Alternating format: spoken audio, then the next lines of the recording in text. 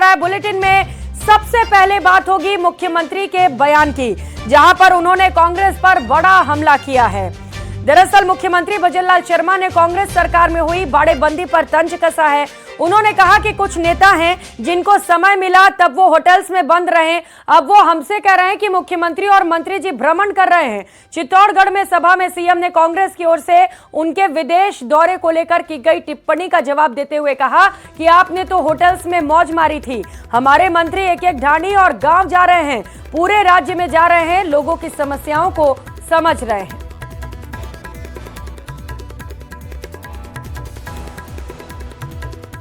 हमारे कुछ नेता हैं जिन्होंने जब समय मिला जब तक वो होटलों में बंद थे,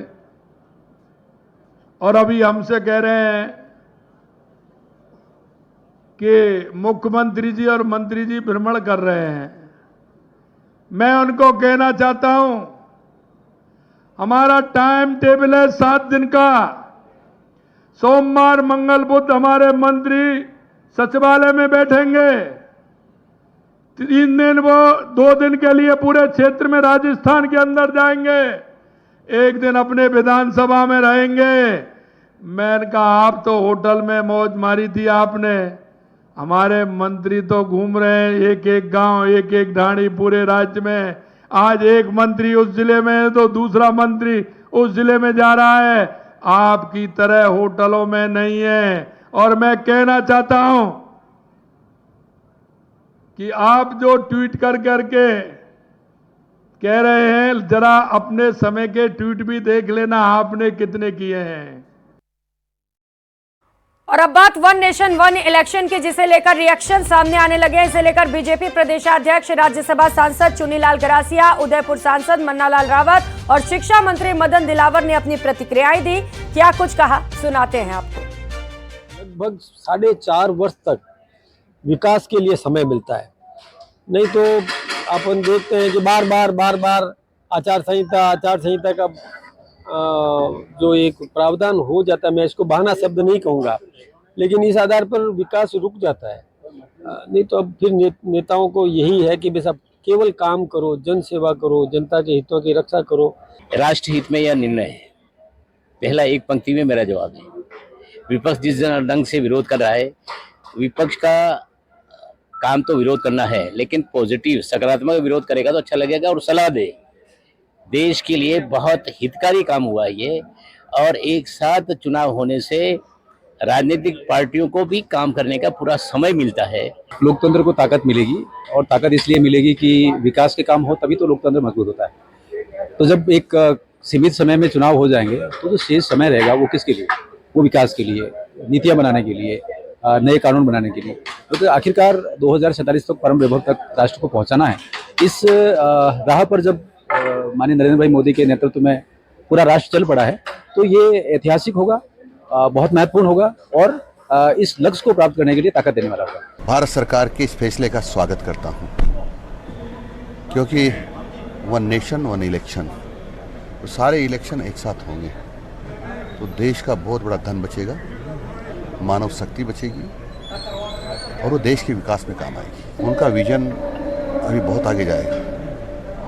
ये तो ट्रेलर है, अभी झांकी बाकी है। विपक्ष तो इस देश में जब भी अच्छा काम होता है तब रोता है। उधर पीसीसी चीफ गोविंद सिंह डोटासरा ने कहा कि वन नेशन वन इलेक्शन एक जुमला मात्र है, ये चलने वाला नहीं है। कैबिनेट में पास करवा दिया तो क्या हुआ, आप इसको लागू नहीं कर सकते हैं। केंद्र सरकार सिर्फ ध्यान भटकाने के लिए वन नेशन वन इलेक्शन की बात कह रही है। सुनिए और क्या कुछ कहा। कर ही नहीं पाएंगे, ये जुमला है। 15 लाख रुपए, 2 करोड़ लोगों को प्रतिदिन रोजगार, उसी तरीके का एक जुमला ये है। क्योंकि हमने देखा महिला आरक्षण का सब दलों ने पास करके राज्यसभा और लोकसभा से पास हो गया, लेकिन आज कोई भी व्यक्ति ये नहीं कह सकता कि ये लागू कब होगा। ये तो पास ही नहीं होगा लोकसभा और राज्यसभा में। तो वहीं राहुल गांधी के खिलाफ केंद्रीय मंत्री रवनीत बिट्टू की टिप्पणी के बाद कांग्रेस का गुस्सा 7वें आसमान पर है।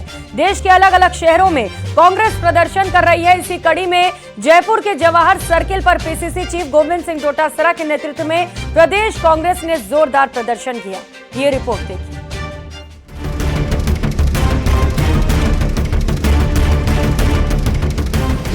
रवनीत सिंह बिट्टू के बयान पर सियासी उबाल। अगर ये बयान तूने पहले दिया होता तो छट्टी का दूध याद दिला देते मिस्टर रणवीर बिट्टू। बयान के खिलाफ कांग्रेस का जोरदार प्रदर्शन। जो बोलने वाले लोग हैं ये भारतीय जनता पार्टी के गुर्गे हैं।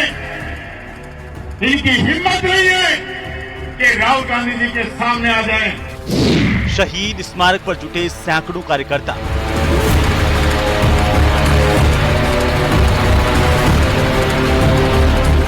कांग्रेस नेता राहुल गांधी के खिलाफ दिए गए विवादित बयान के बाद देश भर में कांग्रेस विरोध प्रदर्शन कर रही है। इसी के तहत राजधानी जयपुर में भी शहीद स्मारक पर कांग्रेस ने जोरदार प्रदर्शन किया। पीसीसी चीफ गोविंद सिंह डोटासरा के नेतृत्व में किए गए इस विरोध प्रदर्शन में भारी संख्या में कांग्रेस के कार्यकर्ता और दिग्गज नेता जुटे। इस मौके पर नेता प्रतिपक्ष टीकाराम जूली ने बीजेपी पर जोरदार हमला बोला और राहुल गांधी के खिलाफ आपत्तिजनक भाषा का इस्तेमाल करने वाले नेताओं को खरी खरी सुनाई। और आपके पार्टी के लोग लोकसभा में हमारे नेता प्रतिपक्ष राहुल गांधी जी को सरेआम मारने की धमकी दे रहे हैं। उसके लिए आपके पास एक शब्द नहीं है। न प्रधानमंत्री बोलता है, न गृह मंत्री बोलता है, और ये बोलेंगे भी नहीं, क्योंकि जो बोलने वाले लोग हैं ये भारतीय जनता पार्टी के गुर्गे हैं। इनकी हिम्मत नहीं है कि राहुल गांधी जी के सामने आ जाएं, जबान चला सकते हैं। मैं ये कहना चाहूंगा, ये देश जिसके अंदर ये राहुल गांधी जी को आतंकवादी बताने का काम कर रहे हैं, उस देश के अंदर आतंकवाद को खत्म करने का काम इस गांधी परिवार ने, कांग्रेस की सरकार ने किया है। राहुल गांधी के खिलाफ बीजेपी नेताओं के बयानों को लेकर कांग्रेस का गुस्सा 7वें आसमान पर है। कांग्रेस प्रदेशाध्यक्ष गोविंद सिंह डोटासरा ने हमला करते हुए कहा कि इस तरह के बयानों से पार्टी डरने वाली नहीं। उन्होंने एक तरफ पीएम से ऐसे बयानों को लेकर कार्रवाई की मांग की, तो वहीं केंद्रीय मंत्री रवनीत बिट्टू को चेतावनी भी दी। आना राजस्थान राज्यसभा का मेंबर है ना, तो आके बताना, यहाँ तेरे को बताते हैं कि कौन आतंकवादी है और कौन आतंकवादी नहीं है। जिसका खाया उसी के लिए तू गालियां दे रहा है। इस राहुल गांधी ने तेरे को 3 बार एमपी बनाया और उसके बाद में तू इस तरीके की बात करता है। हमने निर्विरोध यहाँ से राज्यसभा मेंबर बनाया कि ठीक है, प्रजातंत्र है, बहुमत भारतीय जनता पार्टी का है, जिसको ये बहुमत में उम्मीदवार करते हैं वो उम्मीदवार को हम समर्थन करेंगे। वरना अगर ये बयान तूने पहले दिया होता तो छट्टी का दूध याद दिला देते मिस्टर रणवीर बिट्टू। गोविंद सिंह डोटासरा का हमला यहीं नहीं थमा। उन्होंने पेपर लीक के मसले पर भी सरकार को घेरा कि गरीब को कैसे हम गरीबी रेखा से नीचे बाहर निकालें, कैसे इन मातृ शक्ति को मजबूत करें, कैसे बच्चों को शिक्षा दें, उसके ऊपर तो बात करते नहीं। ये एक शब्द रट लिया, मगरमच्छों को पकड़ेंगे, मगरमच्छों को पकड़ेंगे। अरे चूहिया नहीं पकड़ी गई, किसके मगरमच्छ पकड़ोगे? चूहा नहीं पकड़ा जाता, डरते हो, ऐसे करते हो, मगरमच्छों को पकड़ने की बातें करते हो। मैं फिर कहता हूं इस मंच पे, इस शहीद के धरती को नमन करते हुए कि जो चोर हैं, बेईमान हैं, उनको पकड़ो, जेलों में डालो, लेकिन ये बकवास बंद करो। राज्यसभा सांसद और केंद्रीय मंत्री रवनीत सिंह बिट्टू के बयान के बाद कांग्रेस आग बबूला है और सरकार से मांग कर रही है कि ऐसे बयान देने वाले नेताओं पर लगाम लगनी चाहिए। लेकिन वहीं दूसरी तरफ कांग्रेस ने आने वाले दिनों में बड़े स्तर पर प्रदर्शन के संकेत भी दिए हैं। Bureau report, news 18 Rajasthan.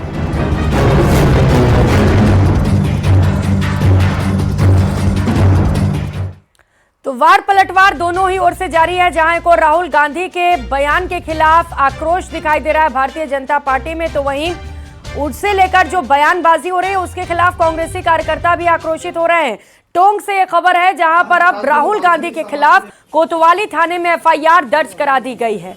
BJP जिलाध्यक्ष अजीत सिंह मेहता और पूर्व विधायक सुरेंद्र पारिक के साथ बीजेपी के जो पदाधिकारी थे वो थाने पहुंचे और यहां पर परिवाद दिया गया। इस दौरान महामंत्री दीपक संगत ने कोतवाली इंचार्ज भंवरलाल वैष्णव को परिवाद सौंपकर कानूनी कार्रवाई की मांग की। बीजेपी का आरोप है कि विदेश की धरती पर राहुल गांधी ने देश और पीएम मोदी के खिलाफ बयानबाजी की है, साथ ही आरक्षण के खिलाफ भी बयानबाजी करने के आरोप लगाए गए। और ये जब भी कभी किसी विदेश यात्रा पे जाते हैं तो वो भारत के खिलाफ बोलने का उनका एक शौक लग गया है। जिस तरह का वातावरण उनको लगा, मुझे लगता है नासमझी भी है, उनको इस तरह की भाषा का उपयोग नहीं करना चाहिए। 140 करोड़ की जनता को आहत करने वाले शब्दों का वह चयन करते हैं और दलित समाज का जिस तरह का आरक्षण समाप्त करने का, अपमान करने का जो विषय करा है उसको कभी ये माफ़ नहीं करेगा। दलित समाज के पार्टी के नेताओं ने यहाँ पर आकर उनके खिलाफ एफआईआर लॉन्च भी कराई है। कांग्रेस के नेता और नेता प्रतिपक्ष माननीय राहुल गांधी जी जिस प्रकार का वातावरण और बयान इस देश में दे रहे हैं, खास तौर से मैं इस बात के लिए हम आए थे कि उन्होंने बयान दिया अनुसूचित जनजाति के लोगों के विरुद्ध कि आरक्षण हमने समाप्त करना चाहिए। यदि कांग्रेस इसमें आई तो हम आरक्षण समाप्त करेंगे। धारा 370 से सबसे ज़्यादा हटाने से जो फायदा हुआ वो कम से कम शेड्यूल कास्ट के लोगों को हुआ और वाल्मीकि समाज के लोगों को ज़्यादा हुआ। और वही राहुल गांधी आरक्षण को लेकर अनुसूचित जनजाति के लोगों के विरुद्ध अपमानजनक टिप्पणियां कर रहे हैं। इसी बात से लेकर उद्वेलित होकर हम सब लोग आज यहाँ आए। ये दीपक संगत जी परिवादी है, इन्होंने रिपोर्ट दी है। उस रिपोर्ट को हमने पंजीबद्ध कर रहे हैं, भी उनको कंप्यूटराइज कॉपी दे देंगे। जो भी विधि सम्मत कार्रवाई होगी वो कार्रवाई करेंगे। किन किन धाराओं में दर्ज किया जा रहा है मामला? क्या नहीं अभी क्या लगाए गए आरोप क्या है? नहीं, अभी रिपोर्ट प्राप्त हुई है, उस पर जो उचित जो है वो विधि सम्मत कार्रवाई की जाएगी। तो वहीं नेता प्रतिपक्ष टीकाराम जूली ने आरक्षण को लेकर बयान दिया। उन्होंने कहा कि मैं भी दलित समाज से आता हूं, जिस दिन समानता मिल जाएगी हम आरक्षण छोड़ देंगे। राहुल गांधी ने आरक्षण को लेकर कोई गलत बयान नहीं दिया, ये भी उन्होंने कहा। और क्या कुछ कहा सुनिए। बयान के लिए आप राहुल गांधी जी को चारों तरफ से घेरने की कोशिश कर रहे हो। जिनके लिए बयान दिया है वो एक व्यक्ति नहीं बोल रहा है, क्योंकि उन सबको पता है राहुल गांधी जी ने क्या बोला है। राहुल गांधी जी ने कोई आरक्षण के खिलाफ नहीं बोला। राहुल गांधी जी ने कहा, जब उनसे पूछा गया कि आपकी पार्टी आरक्षण को आगे बढ़ाना चाहती है क्या, तब राहुल गांधी जी ने कहा कि आरक्षण जारी रहेगा, उस दिन तक जारी रहेगा जब तक सब लोगों को समानता का अधिकार नहीं मिल जाए। और यही हम चाहते हैं। मैं खुद दलित वर्ग से हूं। मैं कहना चाहता हूं कि हम भी उस दिन आरक्षण छोड़ देंगे जिस दिन समानता का अधिकार मिल जाएगा। हमें उसके बाद आरक्षण की जरूरत नहीं है। और खबरों में आगे बढ़ेंगे। उप मुख्यमंत्री दिया कुमारी ने राजस्थान पर्यटन विभाग के अधिकारियों के साथ साथ नई पर्यटन यूनिट पॉलिसी को लेकर समीक्षा बैठक की। नई पर्यटन पॉलिसी के ड्राफ्ट तैयार करने को लेकर अधिकारियों से फीडबैक भी लिया गया। पर्यटन अधिकारियों ने नई पर्यटन पॉलिसी को अंतिम रूप देने के लिए उप मुख्यमंत्री दिया कुमारी से चर्चा की, जिसके बाद दिया कुमारी ने मीडिया से रूबरू होते हुए जल्द प्रदेश में नई पर्यटन पॉलिसी लागू होने की बात कही। टूरिज्म डिपार्टमेंट के साथ रिव्यू बैठक थी। उसमें एजेंडाज जो हम लोग हमारा जो समिट होने वाला है राइजिंग राजस्थान, उसमें टूरिज्म डिपार्टमेंट का क्या रोल होगा, अभी से हम लोग क्या प्लानिंग कर रहे हैं उसके बारे में चर्चा थी। और जो बजट घोषणाएं थी उसके बारे में क्या अभी तक हमने उसमें कार्रवाई की है उसके बारे में, और भी बहुत सारे एजेंडाज थे उनके बारे में चर्चा थी। और आगे भी हम लोग बहुत सारी चीज़ें करने वाले हैं राजस्थान में, उसके बारे में चर्चा। बिल्कुल टूरिज्म, आज राजस्थान टूरिज्म यूनिट पॉलिसी पे भी डिस्कशन हुआ, उसको भी बहुत जल्दी फाइनलाइज करके उसको भी लॉन्च करें। और बुलेटिन में अब बात एसडीएम की मौत पर हुए बवाल की करेंगे। आरएएस अधिकारी प्रियंका बिश्नोई की मौत की खबर सामने आते ही जोधपुर में माहौल गरमाने लगा। सुबह एम्स अस्पताल में पोस्टमार्टम के बाद बिश्नोई समाज और परिजन मोर्चरी के बाहर धरने पर बैठ गए। समाज एफआईआर दर्ज कराने पर अड़ा है। देखिए रिपोर्ट।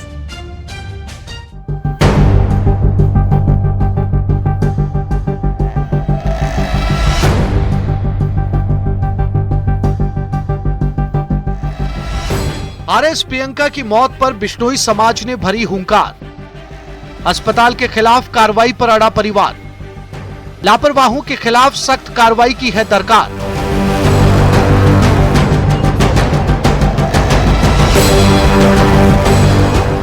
तस्वीर उस आरएस अफसर प्रियंका बिश्नोई की है जिनकी मौत ने सूबे के प्रशासनिक तबके को स्तब्ध और उनसे प्रेरित होने वाले नौजवानों को सन्न कर दिया है।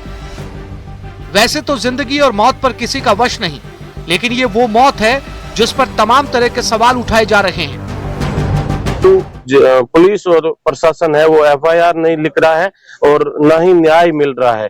तो प्रियंका बिश्नोई को न्याय दिलाने के लिए ये जो यहाँ लोग आए हैं, ये लोग ये मांग कर रहे हैं कि ईमानदार अफसर जिन्होंने लोगों के साथ न्याय किया, आज वो खुद न्याय की भीख मांग रहे हैं, उनके परिवारजन न्याय की भीख मांग रहे हैं। तमाम मुश्किलों को चीरकर अपनी राह बनाने वाली प्रियंका बिश्नोई का इस तरह चले जाना अगर किसी को नहीं पच रहा है तो इसकी ठोस वजह है। प्रियंका एक साधारण परिवार से थी और 2016 में आरएस परीक्षा पास कर अधिकारी बनी थी। ग्रामीण परिवेश से आने वाली प्रियंका ने अपने काम से बहुत जल्दी ही लोगों का दिल जीत लिया था। अपनी कर्तव्य निष्ठा के लिए प्रियंका को इस वर्ष 15 अगस्त को सम्मानित भी किया गया था, लेकिन ऐसा क्या हो गया जो प्रदेश को अपने इस होनहार की सेवा से वंचित होना पड़ा। मामूली तकलीफ पर प्रियंका जोधपुर के वसुंधरा हॉस्पिटल गई। 5 सितंबर को डॉक्टर्स ने बिना किसी जांच के ही एक दिन में ऑपरेशन कर दिया। प्रियंका की तबीयत बिगड़ने पर परिजन अस्पताल पहुंचे। डॉक्टरों से डिस्चार्ज कर दूसरे हॉस्पिटल ले जाने को कहा, लेकिन डॉक्टरों ने 48 घंटे तक छुट्टी नहीं दी। 7 सितंबर को परिजन प्रियंका को अहमदाबाद ले गए, जहां 10 दिन के इलाज के बाद बुधवार रात यानी 18 सितंबर को उनकी मौत हो गई।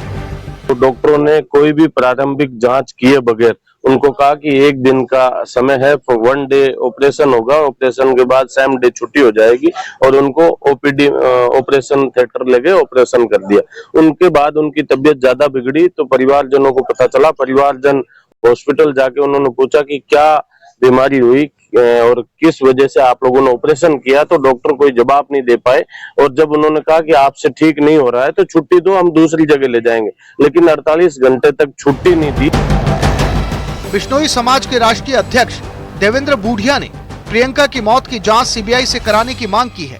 देवेंद्र ने कहा, प्रियंका बिश्नोई की मौत के मामले की निष्पक्ष जांच के लिए हम सीबीआई जांच की मांग करते हैं। साजिश हुई है, इसमें कोई दो राय नहीं है, जिसका आज भंडाफोड़ हो गया है। बिश्नोई समाज इसको,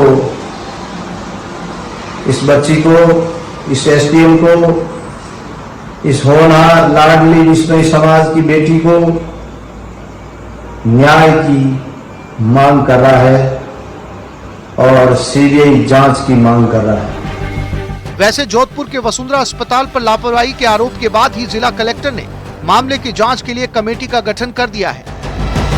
एसएन मेडिकल कॉलेज जो प्रिंसिपल हैं उनको निर्देशित किया है कि आप जो विशेषज्ञ डॉक्टर्स होते हैं उनकी एक मेडिकल टीम बनाएं और उसके थ्रू जो है इसकी प्रकरण में जांच कराएं कि कोई मेडिकल नेग्लिजेंसी का केस बनता है या नहीं। उनको हमने 3 दिवस का टाइम दिया है कमेटी को रिपोर्ट सबमिट करने के लिए। तो 3 दिवस जो है कल कंप्लीट होंगे, तो तब हमारे को ये रिपोर्ट मिलेगी। उसके अनुरूप ही रिपोर्ट के अंदर जो आता है तदनुसार आगे की कार्रवाई की जाएगी। गुरुवार को जांच कमेटी अपनी रिपोर्ट सौंपेगी। बिश्नोई समाज का कहना है कि जब जांच चल ही रही है तो फिर एफआईआर दर्ज कर जांच करने में हर्ज क्या है। हम उम्मीद करते हैं कि हो सकता है आज कलेक्टर साहब वो जांच सामने ले आए, और जांच अगर कलेक्टर साहब अपने स्तर से जांच करा रहे हैं तो परिजन एफआईआर दर्ज करा के जांच कराना चाहते हैं, उसमें दिक्कत क्या है। बिश्नोई समाज धरने पर बैठा है, दूसरी ओर प्रशासनिक अधिकारी लगातार समझाइश में जुटे हैं। जांच कमेटी की रिपोर्ट में लापरवाही उजागर होने पर ही पुलिस आगे की कार्रवाई कर सकती है। ऐसे में सभी को जांच कमेटी की रिपोर्ट का इंतजार है।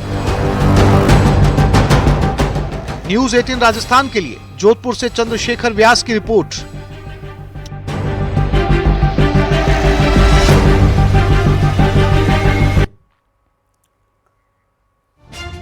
तो वहीं चूरू में पुलिस ने ब्लाइंड मर्डर का खुलासा करते हुए मंदिर के पुजारी को गिरफ्तार कर लिया। मौत के करीब 14 दिन बाद आई पोस्टमार्टम रिपोर्ट से पता चला कि महिला की हत्या गला दबाकर की गई थी, जिसके बाद पुलिस ने आरोपी पुजारी को गिरफ्तार कर लिया।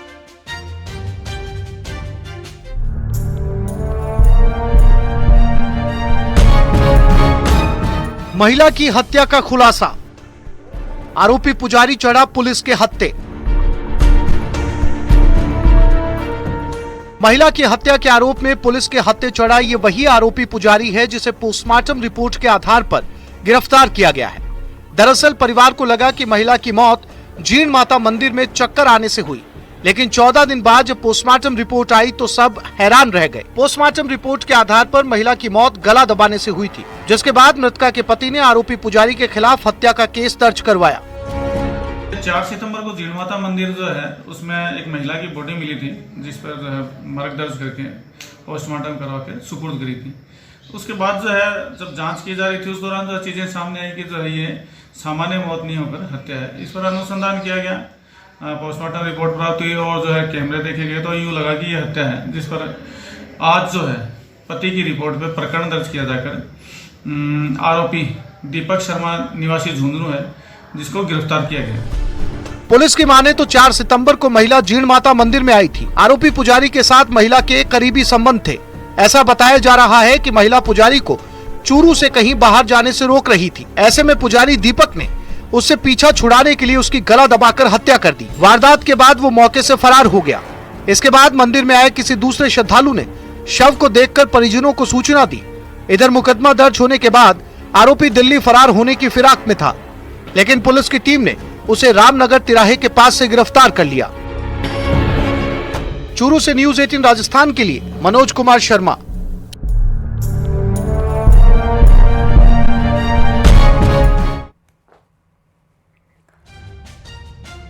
अगली खबर दौसा से है, जहां पर बांदीकुई में बुधवार शाम 5 बजे बोरवेल में गिरी 2 साल की मासूम नीरू को सही सलामत बाहर निकाल लिया गया। बच्ची को बचाने के लिए एनडीआरएफ, एसडीआरएफ समेत कई टीमें लगी रहीं, जिन्होंने तकरीबन 18 घंटे की कड़ी मशक्कत के बाद सफलता हासिल की।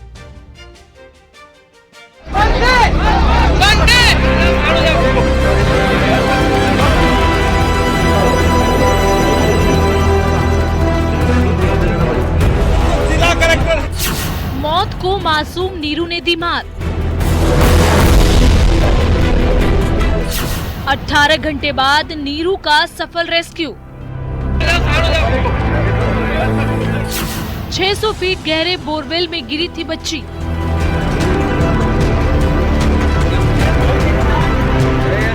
बुधवार शाम 5 बजे से मासूम नीरू 600 फीट गहरे बोरवेल में 35 फीट पर अटकी रही।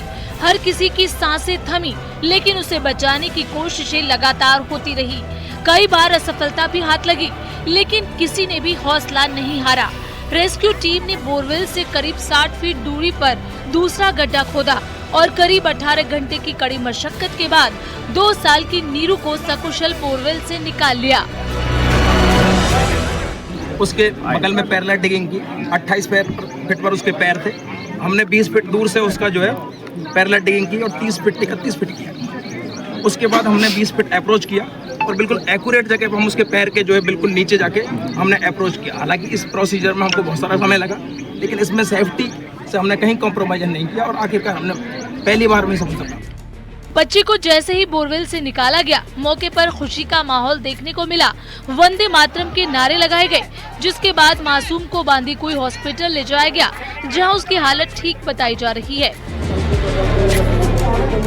पूरा प्रशासन, जिसमें पुलिस हो, एनडीआरएफ हो, एसडीआरएफ हो, सिविल डिफेंस हो, हमारे प्राइवेट कॉन्ट्रैक्टर्स हो, जिन्होंने करी है, बहुत ही और मैं ईश्वर को बहुत बहुत धन्यवाद देना चाहूँगा कि हम इस मिशन के अंदर सक्सेसफुल। बच्ची को बचाने के लिए दुआओं का दौर भी चल रहा था।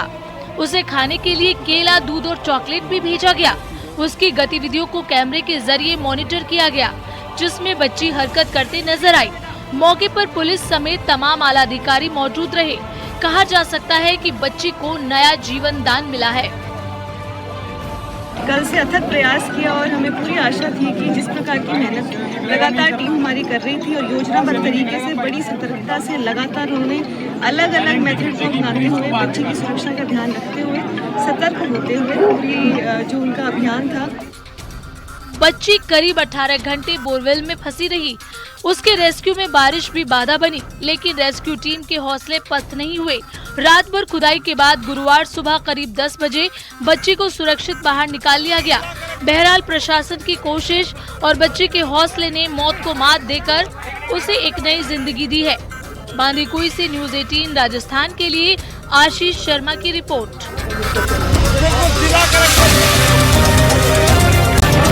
और अमेरिकी सेना का संयुक्त युद्धाभ्यास जारी है। आज इस एक्सरसाइज में दोनों सेनाओं ने अपनी युद्ध कला का कौशल दिखाया। देखिए रिपोर्ट।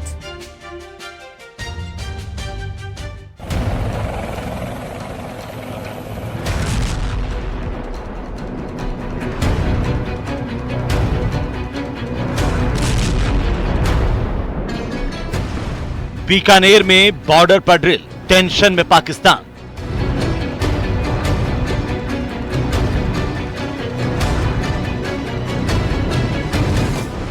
धमाकों से थर्राया थार का रेगिस्तान।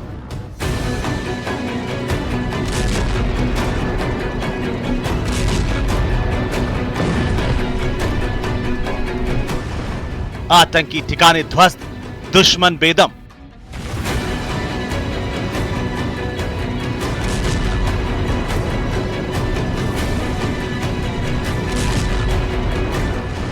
बीकानेर में दिखा भारत अमेरिका का दम।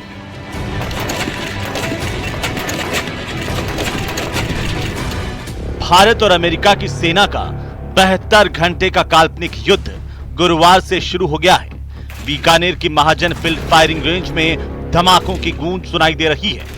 दोनों देशों के सैनिक मिलकर दुश्मन के ठिकानों को ढूंढ ढूंढ कर ध्वस्त कर रहे हैं। इस संयुक्त एक्सरसाइज में भारत और अमेरिका के सैनिक संयुक्त रूप से काउंटर टेररिज्म और काउंटर स्पेशल ऑपरेशंस को अंजाम दे रहे हैं। युद्धाभ्यास में अमेरिका और भारत दोनों high mobility artillery rocket system का इस्तेमाल सीख रहे हैं। काल्पनिक युद्ध में 3 दिन तक इसी आर्टिलरी सिस्टम का सबसे ज्यादा उपयोग होने वाला है। अमेरिका हाई मोबिलिटी आर्टिलरी में अपने उस रॉकेट का उपयोग करेगा जिसे रूस यूक्रेन युद्ध में काम लिया जा चुका है। 310 किलोमीटर मारक क्षमता वाले इस रॉकेट लॉन्चर का यहां पर करीब 100 किलोमीटर तक उपयोग हो सकता है।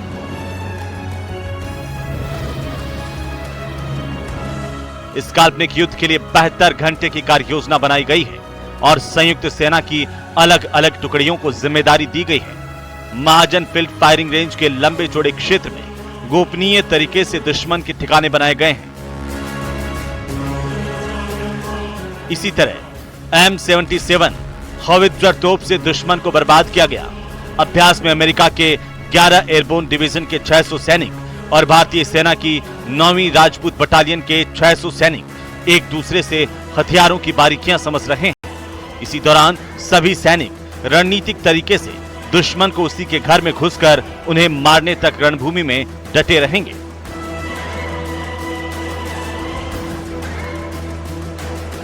आपको बता दें कि दोनों देशों के बीच चल रहा यह संयुक्त युद्धाभ्यास 21 सितंबर तक चलेगा।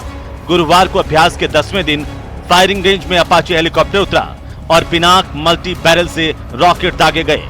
आतंकवाद से निपटने की तैयारी के लिए हो रही इस एक्सरसाइज में दोनों देशों के 1200 सैनिक हिस्सा ले रहे हैं, जो इस साल का सबसे बड़ा और महत्वपूर्ण लाइव फायर अभ्यास है, जिसमें दोनों ही देशों के रणबांकुरे अपनी युद्ध कौशल का प्रदर्शन कर रहे हैं। न्यूज 18 राजस्थान के लिए विक्रम जागरवाल की रिपोर्ट।